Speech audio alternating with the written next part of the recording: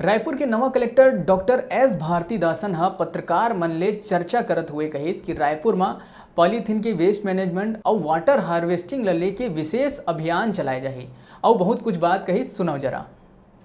जिले के अधिकारियों के साथ अभी एक मीटिंग और कुछ प्रायोरिटी की बात उनको बोला गया है। खास करके जो पब्लिक सर्विस डिलीवरी, जो आम जनता से जुड़े हुए जो समस्याएं हैं और उनकी निराकरण, इस संबंध में विशेष जोर दिया गया था। और किसी भी लेवल पे कोई भी डिले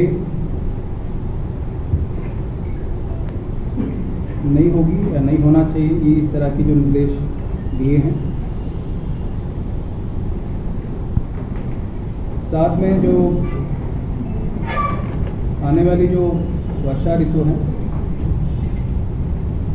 उसके संबंध में जो मौसमी बीमारियां और उसकी जो रोकथाम के लिए तैयारी, साथ ही साथ जो वाटर कंजर्वेशन है, जो आज की डेट में जो पूरे प्रदेश में या पूरे प्रदेश नहीं है तो इन ऑल शहरी इलाकों में जो पानी की जो समस्या या फिर उसको जो पानी को जो कंजर्व करने के लिए जो बात है उस पर हम बात किए हैं।